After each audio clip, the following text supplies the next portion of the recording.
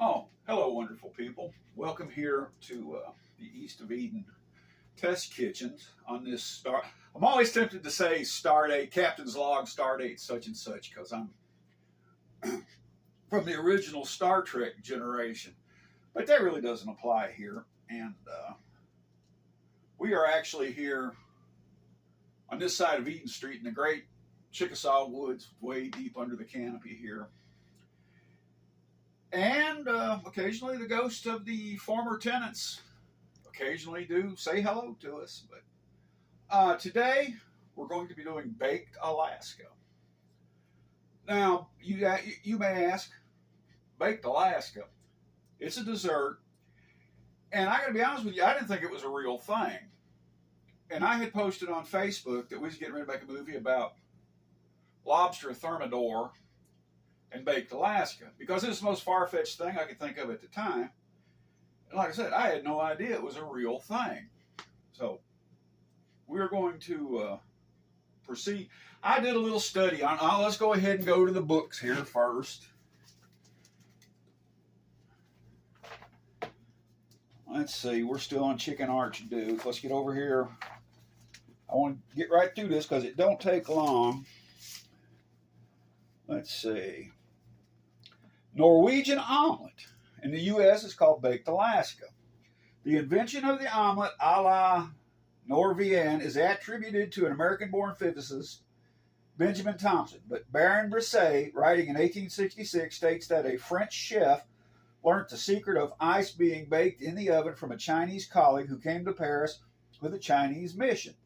He described the delicate operation. Chill the ice cream until hard, wrap it in a very light pastry crust, and put in a hot oven. The pastry is baked before the ice can melt. This phenomenon is explained by the poor conductibility of certain substances. Gourmets can thus give themselves the double pleasure of biting through piping hot crust and cooling the palate on contact with the ice cream. What you have in effect is, let me get back over here, put the good book back up, the Larousse Gastronomique. Hot apple pie with a big spoonful of ice cream on it. Let's get in here. I've got our ice cream ready. And what we're going to have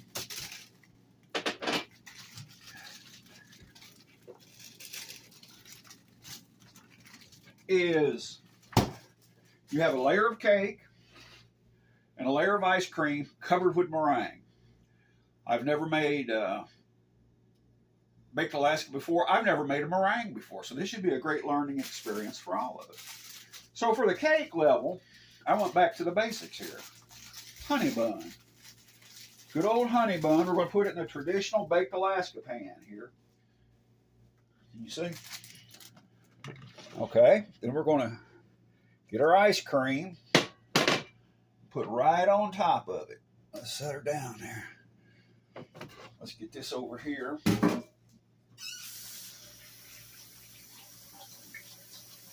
And it looks like because we're in the middle of the summer solstice and it's about 98 degrees, it's trying to melt on us. So let's let that chill. Take a chill pill.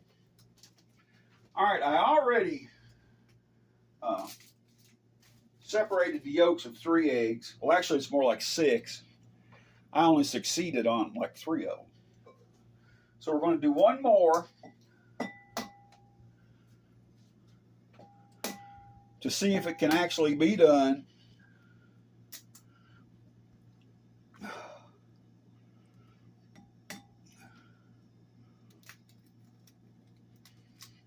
All right, all right.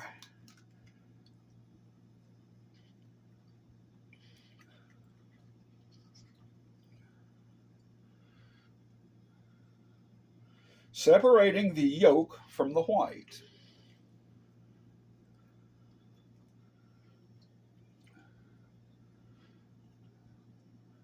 And I believe we've exceeded in that. There's some yolk. Put that in here.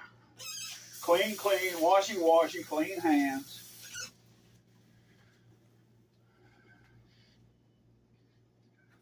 Now, the what-you-call-it says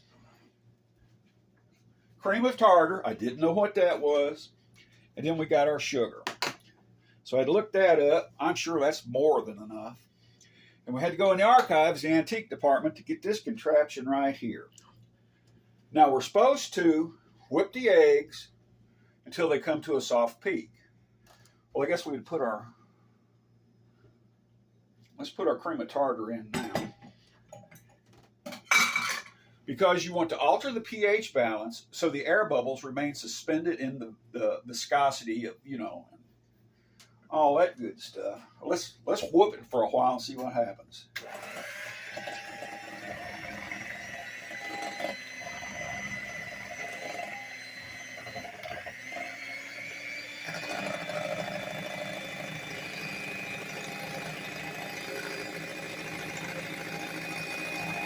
Hey, it's doing something.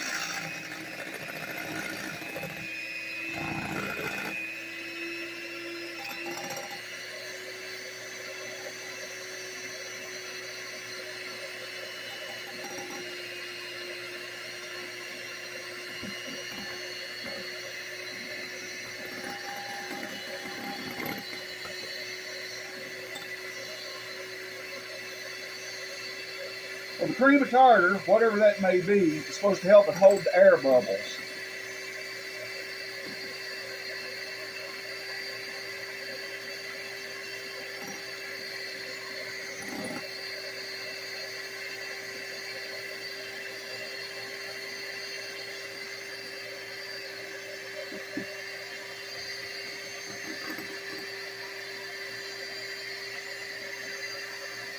It's whipping up some.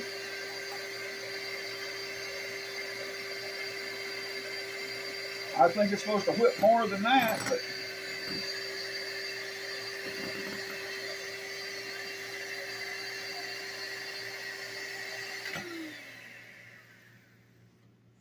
it's supposed to leave peaks.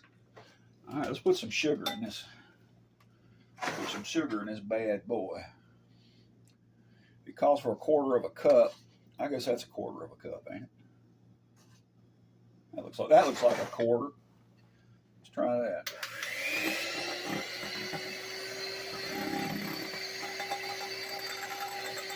Now, for me, baked Alaska, it's right up there in the category of chocolate gravy.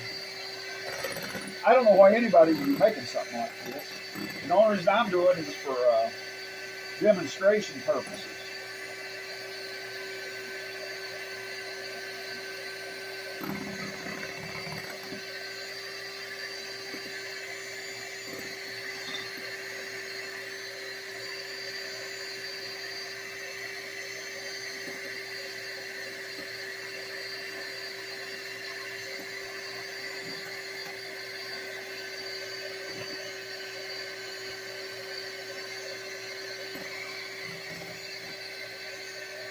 And it looks to me like this is not whipping as much as it's supposed to.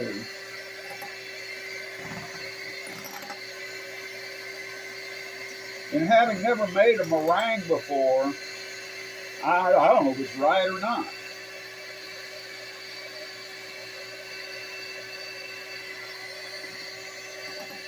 But I know this certainly makes for a thrilling video, watching me run this antique Whopper Chomper here.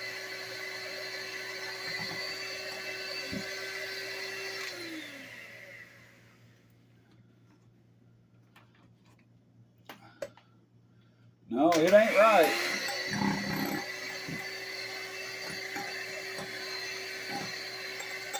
Y'all, while we're doing this, y'all might want to check your messages and answer, like if you've got mail you got to return. This may take a minute. In case you got to write a letter to Granny or something.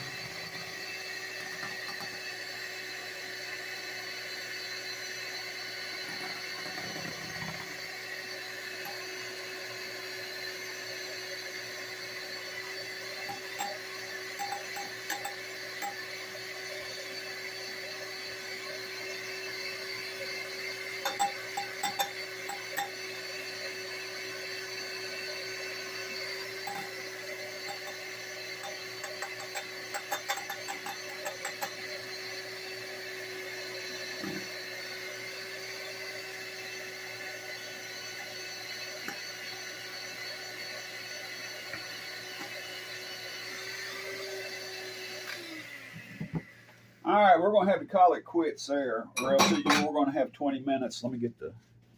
We're going to have 20 minutes of me running a mixer. Let's see if we can get any. If we can get this bad boy here covered with meringue.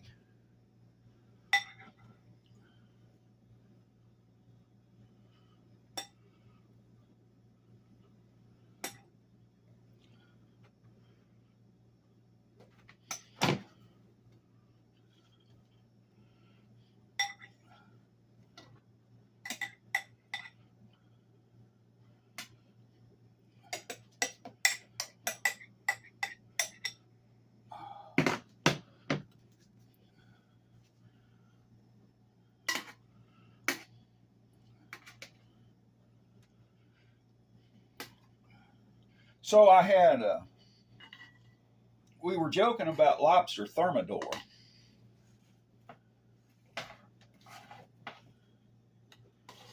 I don't know what a thermidor is.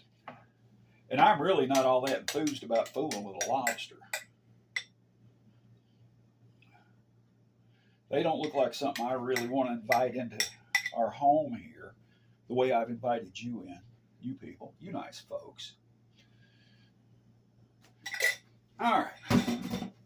Well, our meringue's not stiff enough, but we're going to put it in there and see if it will brown. I don't know where a cleanup rag went. The lobster thermidor, we got to looking, and we don't have a thermidor. I thought I knew what one was. We don't have one. And so we're going to come past the Black Cat Cafe here into this area. Come along. Come along, my dear camera person, to the Hall of Spirits. The Hall of Spirits. And if you look over there is the ghost mirror. Can you see the ghost mirror? If you watch, you may see one of the indigenous people's spirits come by. But we didn't have a thermidor. I thought we had a humidor left over from the flea market for, yeah, I don't know, you keep cigars crispy. But we do have a matador. And his lovely wife, Priscilla. All right, let's go back in here. Hall of Spirits. The ghost mirrors, you can kind of look back and forth and see over in there in the time machine and all that. Hall of Spirits. Black Cat Cafe. All right, let's see how Baked Alaska is doing. Come on, Baked Alaska. Come on.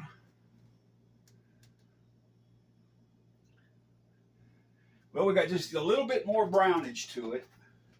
Take that apart. This thing's going to have to be put back up. This has got to be washed. That's got to be washed. Good old honey bun wrapper. Let's get us, we're going to incise it. Let's get her sharp here. We're going to cut into this Baked Alaska.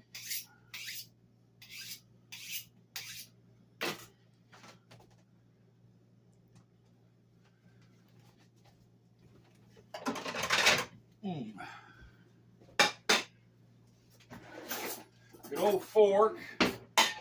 Let's see. I know y'all just can't hardly wait to see this.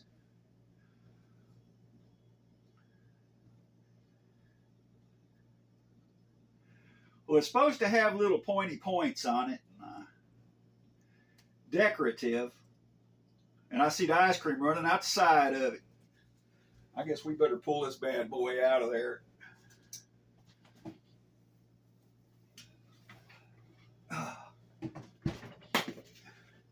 See, we're sprouting ice cream right there. Look at that.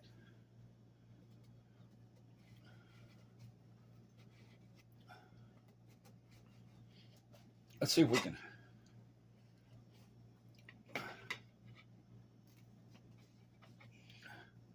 Yeah.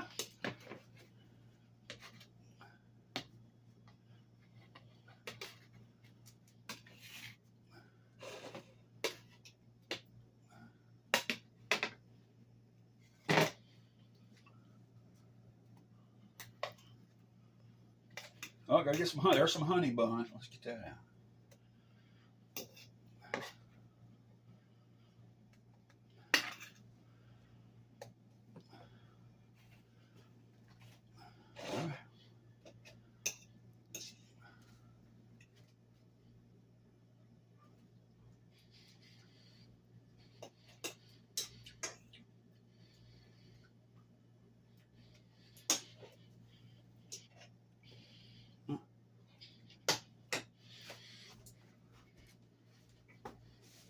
Oh, it's ugly as a mud fence, but it's good.